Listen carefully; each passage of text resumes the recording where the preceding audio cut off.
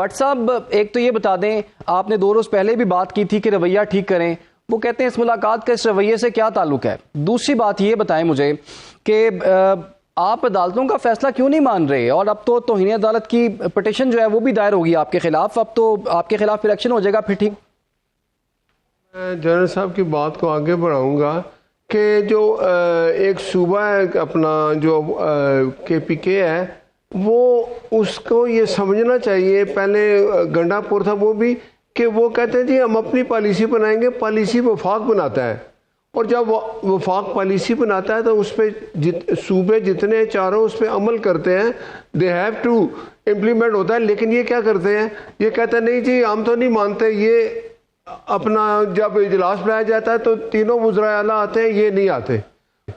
बात यह है कि अगर इनका, मैंने फिर कहा था कि रवैये से मुराद ये है कि अगर गंडापुर वाला रवैया रखेगा ये वज़ीर आला, तो इसका भी वही अंजाम होगा कि जो उसका हुआ है। वो भी आके बड़ा कुछ कहता था, एंड उसका हुआ कि वो भाग के चला गया। और चला क्यों गया? इमरान खान ने कहा यार वो मेरा जो असल काम है वो तो तुम कर ही नहीं रहे, मुझे क्या लगे सूबे में क्या हालात हैं, दहशतगर्दी कितनी है, अवाम का क्या हाल है, तुम्हारा एक एजेंडा है कि मुझे निकालो बाहर। अब उसने एक नया बंदा तैयार किया। आपने बात कहा जी, एक बात कही इन्होंने कि जी वो दहशतगर्दी के लिए आपने कहा जी कि ये बंदा दहशतगर्द है। देखें, आपने जिस बंदे को, अगर आपके नंबर पूरे थे, आप वज़ीर आला बन गए, ये जमहूरियत थी, फिर PM साहब ने मुबारकबाद भी दी। लेकिन अब आप ये करें कि जी हम इनकी बात नहीं मानते, अब मुझे जी वो मैंने जाके अपने चेयरमैन से मिलना है। भाई वो चेयरमैन अब नहीं है, उसकी चेयरमानी खत्म हो चुकी है। वो गौर है आपका PTI का चेयरमैन, वो एक मुजरिम है, उसके ऊपर एक जुर्म साबित हुआ है, चोरी के अंदर 14 साल कैद की सजा है। ठीक है, उसके मिलने ना मिलने से मैं तो ये समझता हूँ, मुझे वो वक्त याद आ गया, वो साकिब निसार था, उन्होंने उसने ना मियां नवाज शरीफ को बेटे से तनख्वाह ना लेने पर जब डिस्क्वालीफाई किया था, तो एक वक्त आया था सेनेट के इलेक्शन थे, तो ज़ाहिर है उस मियाँ साहब सदर थे, जब साइन हुए तो साकिब निसार ने कहा भाई ये साइन नहीं चलेंगे। अब आपका जो सदर है नवाज शरीफ नहीं है, वो मेरे ख्याल में उन्होंने कहा नहीं है, क्योंकि हमने उनको सजा दे दी है, वो एक मुजरम है। उन्होंने ये एक अपने फैसले में लिखा, और फिर वो चेयर जितने सेनेट के लोग थे वो आज़ाद हुए, आज़ाद वो इलेक्शन जीते। तो बात यह है कि ये फैसले उन्होंने खुद कराए हुए हैं, वक्त चेंज इस तरह होता है ना। और दूसरी बात यह है कि अगर यही रवैया रखेंगे, अदालत का हुक्म है, अदालत के हुक्म की बिल्कुल उस पर अमल होगा। लेकिन ये जो SOP अदालत ने बताए होंगे, ये वहाँ जाके इस पर नहीं करते। मुझे बताएं, ये कह रहे हैं जी अडयाला जेल के बाहर, अडयाला जेल के बाहर इन्होंने एक पॉइंट रखा हुआ है, ये वहाँ जाते इसलिए कि वहाँ मीडिया से बात करेंगे, लोगों को बताएंगे, हम इकट्ठे, ये इकट्ठे भी नहीं है। मरी उसका जो अलीमा खान है वो अपनी बात करती है, वो बुशरा बीबी जो जेल में बैठी है वो अपनी बात करती है। देखें, बुशरा बीबी की फैमिली उससे मिलने आती है, मिल जाते हैं, फैमिली के लोग जो मिलते हैं, ये लोग मिलने नहीं जाते, ये वहाँ एक ड्रामा लगाने जाते हैं। भाई तुम KPK के, अभी ये कहता है जी मैं काबीना नहीं बनाऊंगा, ना बनाओ, 6 महीने और ना बनाओ। मैं तो ये कहता हूं कि अगर ये मुजरम जो काबीना बनाएगा वो भी काबिल कबूल नहीं होगी। सही है, ठीक है। बट साहब ये पूछ भी लेते हैं बैरिस्टर साहब से। बैरिस्टर साहब, आप पे तो ये इल्ज़ाम लग रहा है कि आप मुलाकात करने नहीं जाते, आप तो वहाँ पर कोई ड्रामा लगाने जाते हैं। ये मेरे अल्फाज नहीं है, ये भट्ट साहब के अल्फाज हैं। दूसरी बात ये, भट्ट साहब ये कह रहे हैं कि जी आपने मुशावरत करनी है तो अपने चेयरमैन से करें, वो आपके बैरिस्टर गौर साहब हैं, वो मंजर आम से गायब हैं। और तलाल चौधरी साहब ने तो आज ये भी कहा है कि जनाब जो सजा याफ्ता शख्स है उससे किस चीज़ की आपने मुशावरत करनी है, कानून आइन इसकी इजाज़त नहीं देता। देखिए, पहली बात तो ये कि जो रवैये दुरुस्त करने की बात आती है, तो मेरा ख्याल है भट्ट साहब को और इनकी पार्टी को अपने रवैये दुरुस्त करने की ज़रूरत है।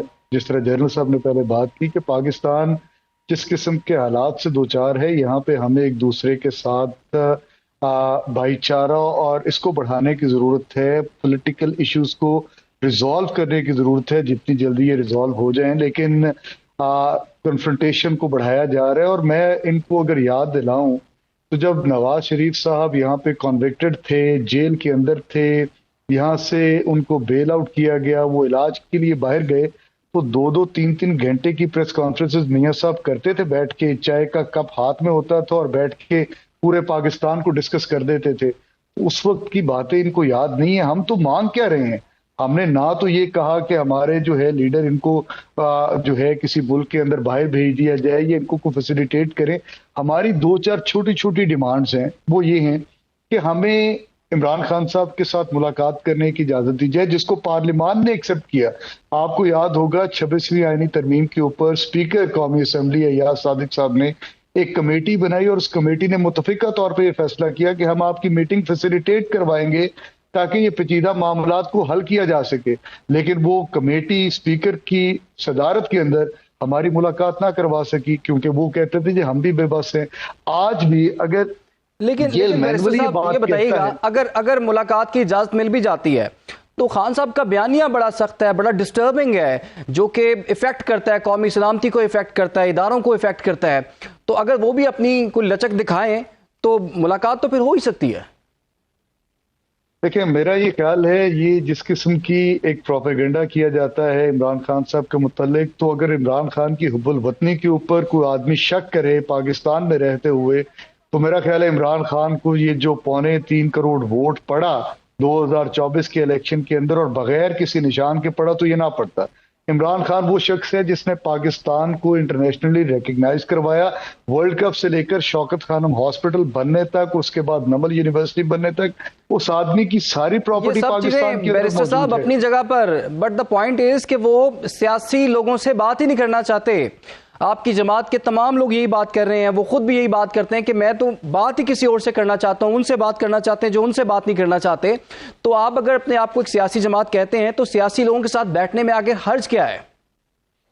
देखिए, हम बिल्कुल सियासी लोगों के साथ बात करने के लिए तैयार हैं, लेकिन उनके पास वो बाइख्तियार हों तो ना।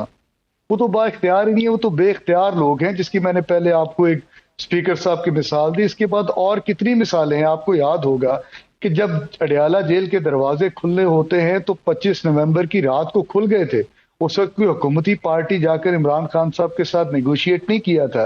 हुकूमती पार्टी ने नहीं कहा था कि आप आ जाएं, संजानी बैठ जाएं, बैठ के मामलात को रिजॉल्व करते हैं।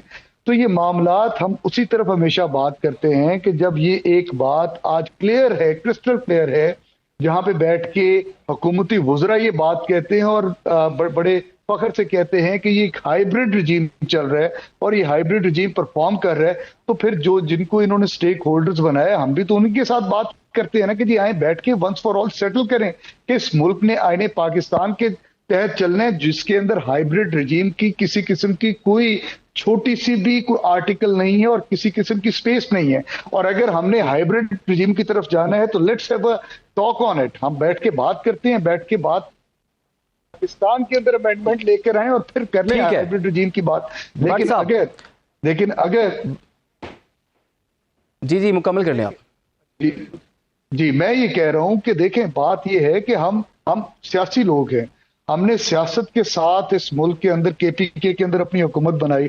आज अगर इस मुल्क के अंदर फ्री एंड फेयर इलेक्शन होते तो 2.70 करोड़ वोट लेने वाली पार्टी आज ऑपोजिशन के अंदर बैठी है और सारी पार्टीज जिन्होंने मिलके 1.40 करोड़ वोट लिया वो आज 2/3 के साथ मेजॉरिटी के साथ अपनी हुकूमत बनाकर बैठी है। तो ये किस आइन और कानून के अंदर ऐसा होता है?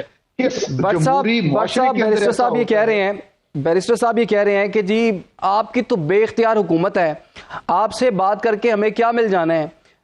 इसका मतलब है आपका कोई लेना देना नहीं है इस तमाम तर मामले से?